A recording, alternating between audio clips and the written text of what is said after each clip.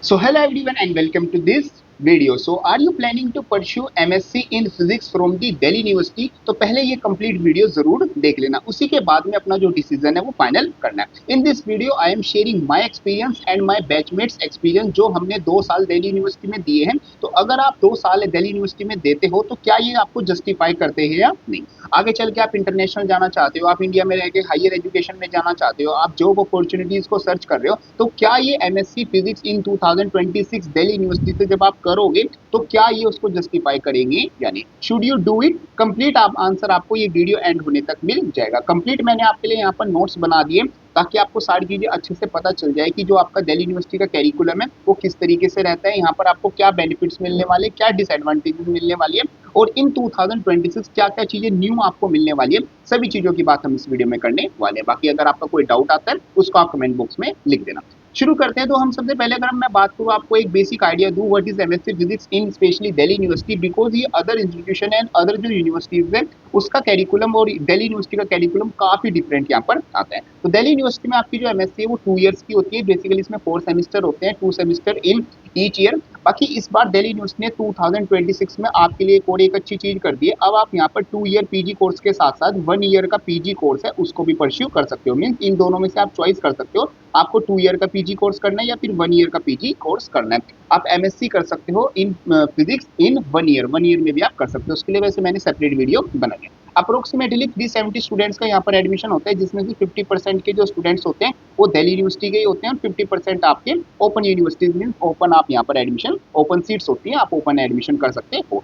और दोनों ही स्टूडेंट्स को सीयूटी पीजी का आपको एग्जाम देना होता है और इसी के कट ऑफ, इसी के मार्क्स के बेसिस पर आपका एडमिशन होता है। सेमेस्टर सिस्टम यहाँ पर दिल्ली यूनिवर्सिटी में चलता है। बेसिकली आपका जो फर्स्ट और थर्ड सेमेस्टर जुलाई से नवंबर तक चलता है और सेकंड और फोर्थ सेमेस्टर आपका जनवरी टू मई आपका यहाँ पर चलता है। कैरिकुलम में आपकी काफी इंपॉर्टेंट चीज आ जाती है, जो सबसे पहले जो कोर फिजिक्स के कोर्सेज है वही सबसे मेन आपके रहेंगे। इलेक्टिव कोर्सेज भी आपको मिलेंगे और अब आपको फर्स्ट सेमेस्टर से ही यहाँ पर ओपन इलेक्टिव्स भी देखने को मिल जाएंगी। साथ साथ आपका लेबोरेटरी वर्क भी रहेगा, प्रोजेक्ट एंड रिसर्च आपके अपॉर्चुनिटीज भी आपको थर्ड एंड फोर्थ सेमेस्टर में यहाँ पर आपको देखने को मिल जाएंगी। तो कैरिकुलम तो आपको यहाँ पर दिल्ली यूनिवर्सिटी में काफी अच्छा देखने को मिल जाएगा। बाकी आपको क्या चीजें मिलने वाली है उसकी हम आगे बात करते हैं। सबसे पहले बात करता हूँ मेजर जो आपके सब्जेक्ट्स रहेंगे। सबसे पहले आपका क्लासिकल मैकेनिक्स, क्वांटम मैकेनिक्स जो आपको फर्स्ट सेकंड सेमेस्टर्स में भी देखने को मिलेंगे। फिर electrodynamics, statistical mechanics, mathematical physics जो कि आपको फर्स्ट सेम में सेकंड सेम में देखने को मिलेगा। न्यूक्लियर फिजिक्स आपको फर्स्ट ईयर में भी और सेकंड ईयर में भी अगर आप लैब्स परस्यू करते हो तो भी आपको देखने को मिलेगा। Particle physics, condense matter physics and electronics जो आपकी फर्स्ट सेमेस्टर में, उसके साथ साथ सेकंड ईयर में भी आपको देखने को मिलेगा। एडवांस लेबोरेटरी एक्सपेरिमेंट, ये सारे जो सब्जेक्ट्स है ये आपको यहाँ पर देखने को मिलेंगे, जो कि काफी मतलब कि एक एडवांस लेवल पर आपको जो टीचर्स हैं, जो प्रोफेसर्स हैं और जो भी आपका स्टाफ है उस लेवल के आपको देखने के मिलेंगे। इवन जो लैब्स है वो भी आपको काफी एडवांस एंड काफी आपको जो आपका लैब का एनवायरनमेंट रहेगा वो भी आपको काफी परस्यूइंग मतलब कि स्टूडेंट्स ओरिएंटेड आपको देखने को मिलेगा। बाकी आपको कुछ इंपॉर्टेंट पॉइंट्स आते हैं जो मैं आपको अपने एक्सपीरियंस एंड बैचमेट्स एक्सपीरियंस से बताने वाला हूँ। जो भी आपका टोटल सिलेबस है ना, वो टोटली जो सिलेबस है वो आपका अलाइंड है। जैसे अगर आप आगे चल के पीएचडी प्रोग्राम्स में जाना चाहते हो, रिसर्च में जाना चाहते हो, आप नेट CSIR, नेट JRF का एग्जाम देने वाले हो, गेट, जैम, बार्क, DRDO, इस टाइप के अगर आप एग्जाम देने वाले हो तो दिल्ली यूनिवर्सिटी का जो पूरा कैरिकुलम है ना वो ऑटोमेटिकली आपको उन एग्जाम के लिए रेडी करेगा। मीन्स अगर आप सेपरेट से कोई कोचिंग भी नहीं लेते हो ना और आप सिर्फ दिल्ली यूनिवर्सिटी का जो कैरिकुलम है, जो सिलेबस है और जो एग्जाम्स है उनको ही अच्छे से कर लेते हो तो आप यहाँ पर इन सभी एग्जाम्स के लिए ऑटोमेटिकली अपने आप ही रेडी हो जाओगे। तो ये इस तरीके से दिल्ली यूनिवर्सिटी का जो कैरिकुलम है वो डिजाइन किया गया। अब कुछ एडवांटेजेस की बात कर लेते हैं जो मेरे बैचमेट्स और हमें देखने को मिली है और जो इन 2026 भी आपको यहाँ पर देखने को मिलेगी। तो सबसे पहले तो जैसे मैंने बताया कि इसका एक काफी स्ट्रॉन्ग एकेडमिक यहाँ पर रेपुटेशन है, बिकॉज यहाँ के जो प्रोफेसर्स हैं, यहाँ के जो रिसर्चर्स हैं और स्पेशली यहाँ के जो स्टूडेंट्स हैं, पास आउट स्टूडेंट हैं, उनका जो एलुमनाई नेटवर्क है वो भी आपको काफी स्ट्रॉन्ग देखने को मिल जाएगा। तो यहाँ पर आपके बेसिकली जो रिसर्च ग्रुप आपको डिपार्टमेंट में भी देखने को मिल जाएंगे, astrophysics, high energy physics, nuclear physics, condense matter physics, plasma physics and theoretical physics. इन सभी फील्ड में अगर आप पीएचडी या फिर आगे हायर एजुकेशन में जाना चाहते हो तो आपको काफी स्ट्रॉन्ग एकेडमिक यहाँ पर रेपुटेशन मिल जाएगा इन दी दिल्ली यूनिवर्सिटी। सेकंड पॉइंट की बात करें, यहाँ पर आपको रिसर्च का एक्सपोजर काफी अच्छा मिल जाएगा, बिकॉज स्पेशली जो यहाँ पर प्रोफेसर हैं, जो स्टाफ मेंबर हैं, उनकी अगर आप रिसर्च पेपर रीड करोगे या फिर उनकी प्रोफाइल आप रीड करोगे तो आपको पता चल जाएगा कि किस किस लेवल की उन्होंने रिसर्च कर रखी है, और जो हायर एजुकेशन में एंड इंटरनेशनल लेवल पर वो जाके अपनी स्पीचेस एंड रिसर्च करके आए हैं, तो उससे आपको यहाँ पर आइडिया लग जाएगा। तो आपको इंटर्नशिप भी कर सकते हो आप यहाँ पर, रिसर्च प्रोजेक्ट आपको काफ़ी अच्छे मिल जाएंगे, PhD application in India and abroad आपको बहुत अच्छे से रेफरेंस मिल जाएगा। यहाँ के टीचर, यहाँ के प्रोफेसर का अगर आप रेफरेंस लेते हो तो आप मतलब कि इंटरनेशनल में जो टॉप यूनिवर्सिटीज़ है इन टर्म्स ऑफ साइंस, उसमें भी अच्छा परफॉर्म कर सकते हो। साइंटिफिक पब्लिकेशन में आप कर सकते हो, आप यहाँ पर अपने जो पेपर्स हैं उनको पब्लिश अच्छे से करवा सकते हो, आपको काफ़ी अच्छी यहाँ पर बैकिंग मिल जाएगी। जो सबसे इंपॉर्टेंट चीज़ आ जाती है, जहाँ पर दिल्ली यूनिवर्सिटी जिस वजह से फेमस भी है और बच्चे यहाँ पर एडमिशन लेते हैं, वो आ जाती है इसकी फीस। अगर आप प्राइवेट यूनिवर्सिटी से कंपेयर करो या फिर अदर यूनिवर्सिटी से कंपेयर करो तो उसकी बहुत ज़्यादा अफोर्डेबल फीस है, डिपेंडिंग अपॉन द आपके किस कॉलेज में एडमिशन होता है। बट ऑन अराउंड 10,000 से लेकर 30,000 के बीच में पर ईयर आपका यहाँ पर जो फीस है वो रहने वाली है। बाकी हॉस्टल एंड जो पीजीज है उनका आप एक्स्ट्रा अलग से मान के चलना। बाकी यहाँ पर जो आपको एजुकेशन क्वालिटी मिलेगी वो सबसे हाई क्वालिटी एजुकेशन मिलेगी इन कंपैरिजन टू, अगर आपको लग रहा है कि फीस कम है तो क्वालिटी कैसी होगी। बाकी जो लैब्स है, जो क्लासेस है और जो पूरा एनवायरनमेंट है वो भी आपको एक काफ़ी अच्छा एडवांस लेवल का मिलने वाला है।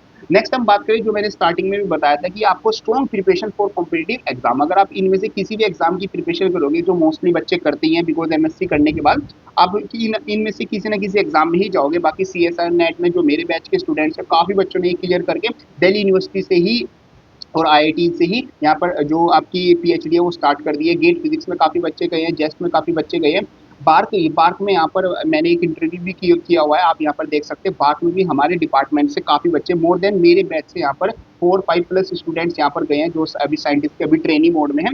डीआरडीओ में साइंटिस्ट पीएचडी एडमिशन, सो ये चीज़ मतलब आपको बहुत बेटर मिल जाएगी। अगर आप कॉम्पिटिटिव एग्जाम की तैयारी कर रहे हो तो आपको अलग से कुछ नहीं करना पड़ेगा। अगर आप दिल्ली यूनिवर्सिटी का कैरिकुलम ही अच्छे से पढ़ लो तो आप इन सब एग्जाम को वेरी इजीली कंप्लीट कर पाओगे। अब कुछ चैलेंजेस की बात कर लेते हैं जो कि आपको फेस करने ही करने हैं। सबसे पहले टफ कैरिकुलम, भाई साहब बहुत ज़्यादा टफ कैरिकुलम आपको मिलेगा।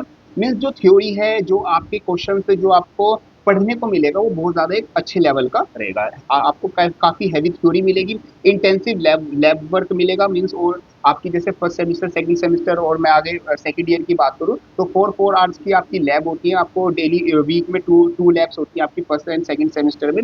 एडवांस मैथमेटिक्स और डिफिकल्ट एग्जामिनेशन में मैं आपको और ज़्यादा डिटेल में एक्सप्लेन करना चाहूँगा कि यहाँ पर आपके इंटरनल होते हैं, फिर आपके जो मेन एग्जाम है वो रहते हैं। जो आपका इंटरनल और जो मेन एग्जाम होता है वो टोटली आपका मतलब कि अगर आप मान के चलो तो एक अच्छे लेवल का आपका एग्जाम रहता है। मीन्स इंटरनल आपका जैसे इंटरनल आपके 30 मार्क्स का आपका हो गया और बाकी 70 मार्क्स का आपका अलग से रहता है, और आपके जो प्रैक्टिकल के मार्क्स है वो अलग से रहते हैं। तो 30 मार्क्स में से अगर आप 5+ मार्क्स भी लेके आ रहे हो ना तो you are in a good category. तो आप देख सकते हो कि एग्जाम का लेवल किस तरीके से रहता है। अगर किसी बच्चे के 10+ मार्क्स आ जाते हैं तो मतलब कि उसको 70 में से इतने ज़्यादा मेहनत करने की भी जरूरत नहीं पड़ती, वो इजीली पास हो जाता है। हमारे टाइम पे जो क्लासिकल आपकी फिजिक्स थी, क्लासिकल फिजिक्स की जो कट ऑफ थी वो आपकी कुल 2 मार्क्स यहाँ पर गई थी। मीन्स यहाँ पर अगर आप 2 मार्क्स लेके आ रहे हो तो आप पास कंसिडर किए जाओगे। तो आप देख सकते हो कि आपकी जो एग्जामिनेशन है उनका लेवल किस तरीके से रहता है। तो यहाँ पर मेनली अगर आप मतलब कि एक इस टाइप के स्टूडेंट हो कि आप एग्जाम ओरिएंटेड नहीं हो, आप एग्जाम में मतलब कि आपको क्वेश्चन इतना ज़्यादा रीड करके इतना समझली स्मार्टली स्टडी नहीं कर सकते, तो फिर आप दिल्ली यूनिवर्सिटी की तरफ शायद थोड़ा कम देखना,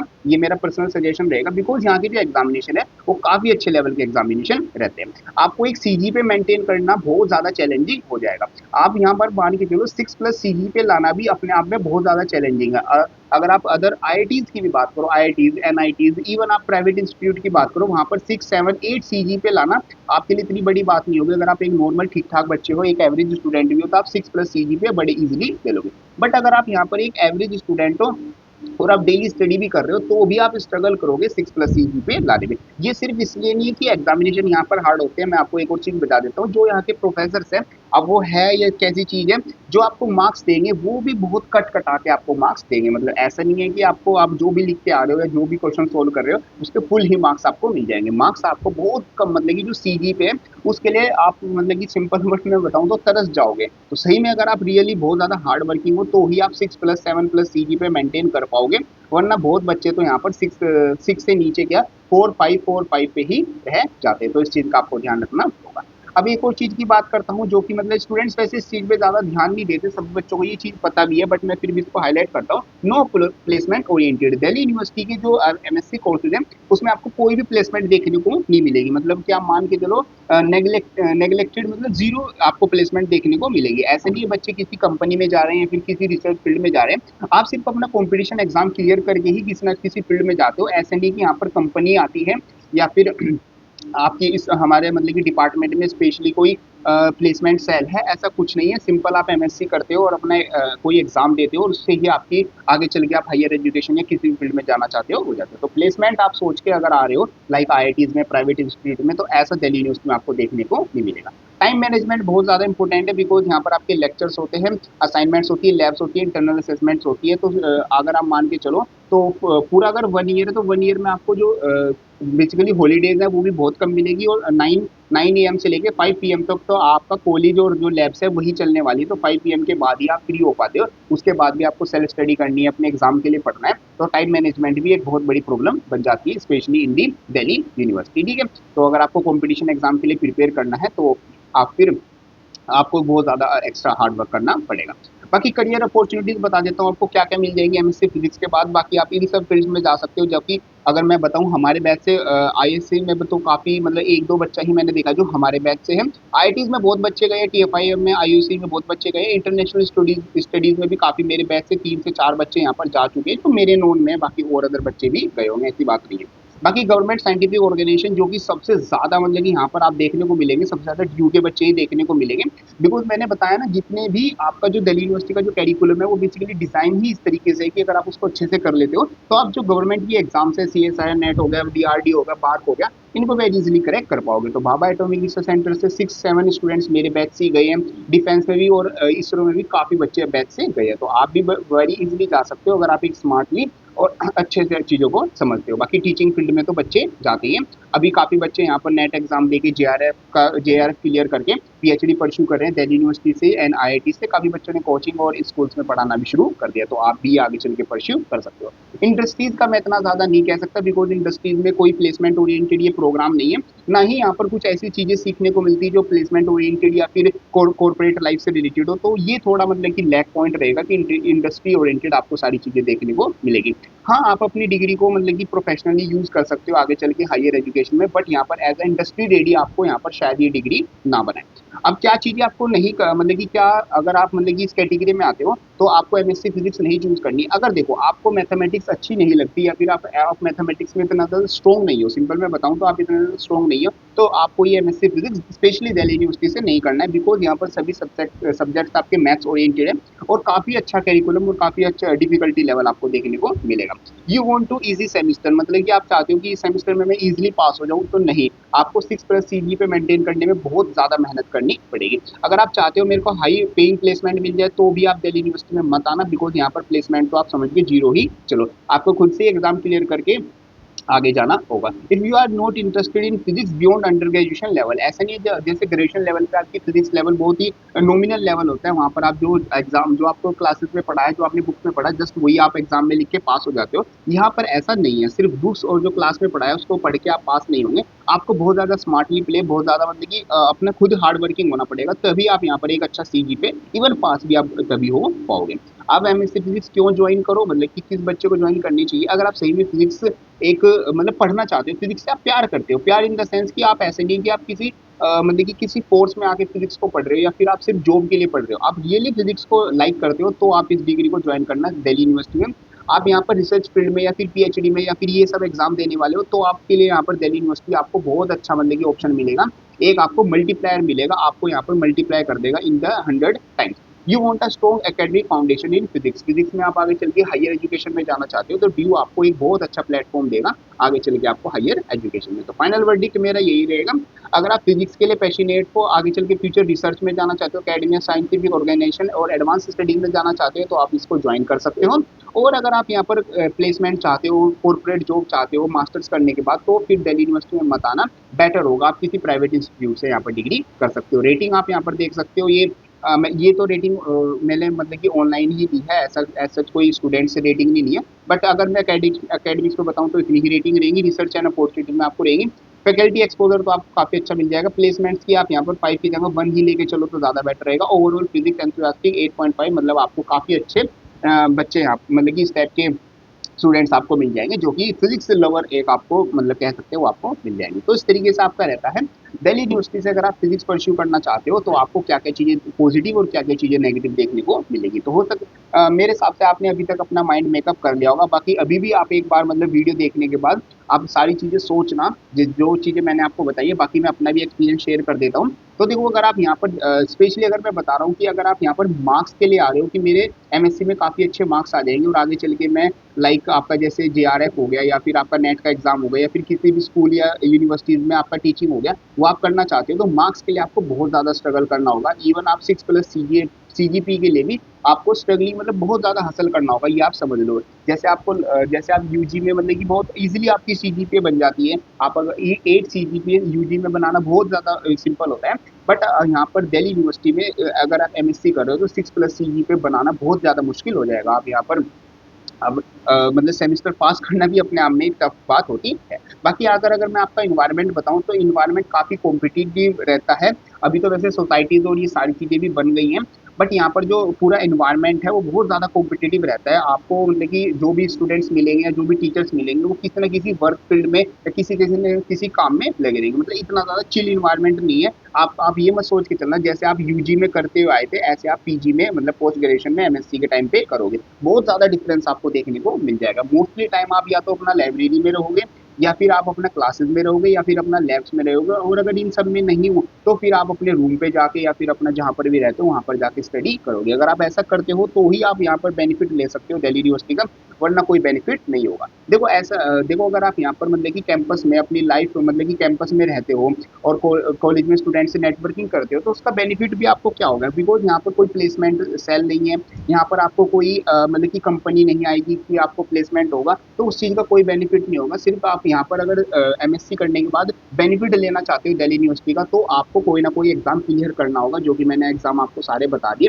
इन सभी एग्जाम को आपको क्लियर करना होगा। बट यहाँ पर जो सबसे अच्छी चीज़ आपको मिलेगी वो मिलेंगे टीचर्स। बेसिकली जो फैकल्टी है वो आपको यहाँ पर एक एडवांस लेवल की वर्ल्ड क्लास लेवल की आप मान के चलो आईआईटी लेवल की वो आपको देखने को मिलने वाली है। जो लैब्स और जो सारी चीज़ें उसमें आपको बहुत सारी चीज़ें सीखने को मिलेगी। अगर आपका जो एप्टीट्यूड है वो लर्निंग टाइप एप्टीट्यूड है, आप सीखना चाहते हो, आप फिजिक्स से प्यार करते हो तो आपके लिए बेनिफिशियल रहेगा।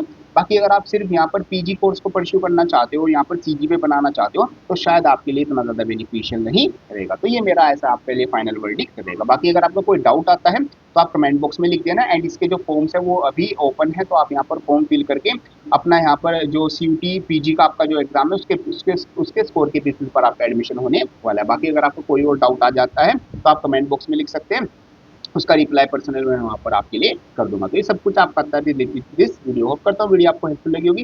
वीडियो हेल्पफुल लगे इसको लाइक जरूर कर देना। एंड यस मैंने इसका कैंपस टूर भी बनाया है वो भी आप जरूर चेकआउट कर सकते हो। बाकी और अदर कोर्सेज एंड और अदर इंस्टीट्यूशन की आप वीडियो चाहते हो तो उनका नाम कमेंट बॉक्स में लिख देना, उसकी वीडियो भी मैं आपके लिए जल्दी ही बना दूंगा। तो थैंक यू सो मच।